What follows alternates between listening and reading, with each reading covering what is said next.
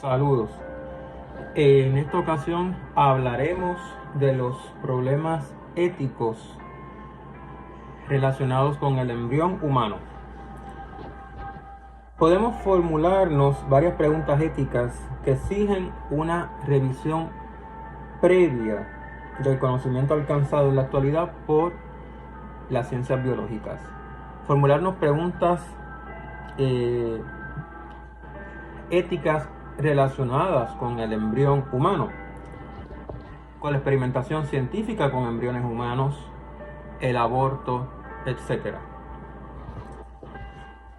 Y esas preguntas, cuando intentemos responderlas, darles alguna respuesta, nos exigen que antes de responderlas, nos exigen que revisemos el conocimiento científico que tenemos hoy del desarrollo del embrión humano, de cómo se desarrolla el embrión humano,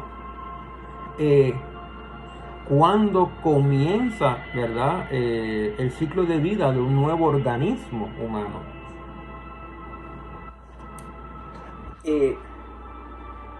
Si soslayásemos, es decir, si eludimos, si evitamos ese conocimiento científico, podríamos llegar a conclusiones infundadas, sin fundamento empírico, científico, y por lo tanto nuestras conclusiones podrían ser no objetivas, no objetivas.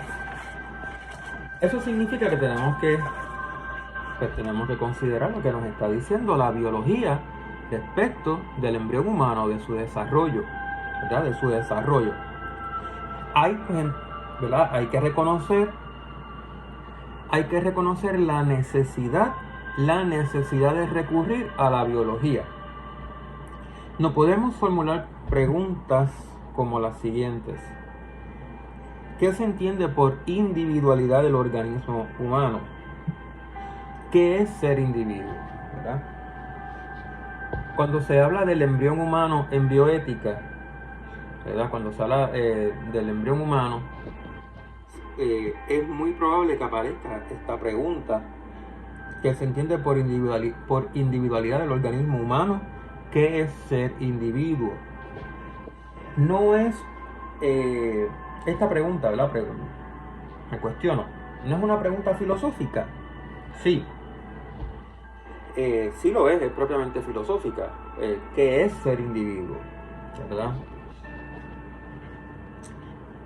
Hablar de individualidad humana es lo mismo que hablar de persona. Otra pregunta que tenemos que formularnos. Cuando se habla del embrión humano, de este tema, el tema de la personalidad, el ser persona, el carácter de persona, aparece siempre en las discusiones. ¿Es el cigoto una persona? ¿Es el cigoto un individuo? ¿Es el cigoto una persona?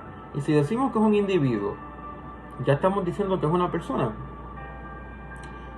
Si hablamos de la individualidad del cigoto humano, de la individualidad del embrión humano, de la individualidad del feto humano, de la individualidad del recién nacido, de la individualidad del adulto, significa individualidad en cada uno de estos casos, que podríamos decir etapas del ciclo de vida del ser humano. Significa individualidad lo mismo en cada etapa mencionada. Es la misma individualidad en cada etapa del desarrollo humano. La individualidad de un cigoto, que se le reconoce individualidad, que es individuo. Si hablásemos de un cigoto como individuo, podríamos decir que es un individuo en el mismo sentido de la palabra individuo con respecto de un adulto humano. Una pregunta que nos tenemos que formular. Individualidad respecto del cigoto significa lo mismo individualidad que individualidad del embrión, individualidad del feto, individualidad del recién nacido, del neonato, individualidad de un adolescente o un adulto humano. O si hay fases del desarrollo del organismo humano en que, hablando con rigor, no debe adjudicársele individualidad a dicho organismo. Entonces, ¿cuándo empieza a ser individuo? ¿Y cuándo comienza a ser persona? Si no le reconocemos individualidad a un organismo humano, a un organismo, si no le reconocemos individualidad en su comienzo, en su punto, ¿verdad?, de comienzo, el cigoto, por ejemplo, si todavía no estamos dispuestos a reconocer, no estuviésemos dispuestos a reconocer la individualidad del cigoto, que el cigoto es un individuo, e incluso la mórula o un embrión, ¿verdad?, más desarrollado. Entonces, ¿cuándo comienza a ser individuo? ¿Y cuándo comienza a ser persona? ¿En qué momento vamos a decir, mira, ya en este momento se puede hablar de un individuo en el desarrollo embriónico? ¿En qué día? 14, 15 días después de la singamia. ¿Verdad? Son preguntas que tenemos que respondernos. Y dependiendo de las respuestas que usted dé a estas preguntas, dependiendo, ¿verdad?, de las respuestas que usted dé, así usted entenderá lo que es el ciclo de vida del ser humano, y sus respuestas, ¿verdad?, tienen unas consecuencias éticas, unas repercusiones éticas. Es decir, usted si dice, el cigoto no es un individuo, no es una persona, pues muy probablemente usted difiera éticamente de otra persona, ¿verdad?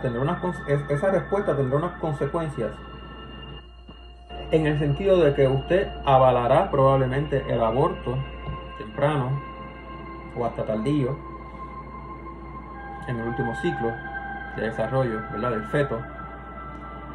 Usted quizá tendrá como consecuencia que avale el aborto, o si usted dice que el cigoto es un individuo y es personal, ya se le puede adjudicar el carácter de persona, de que es una persona, carácter, ¿verdad?, de persona, que es un ser personal ese cigoto. Usted probablemente se oponga al aborto, y no solo se oponga al aborto, sino que también se oponga a la utilización de embriones humanos en investigación científica.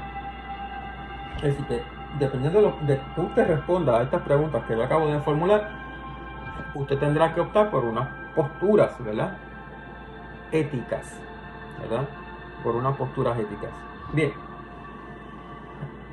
como es necesario revisar lo que nos está diciendo la biología, específicamente la embriología, ¿verdad?, la embriología humana, en el próximo vídeo que voy a grabar consideraremos entonces conceptos fundamentales de la embriología humana,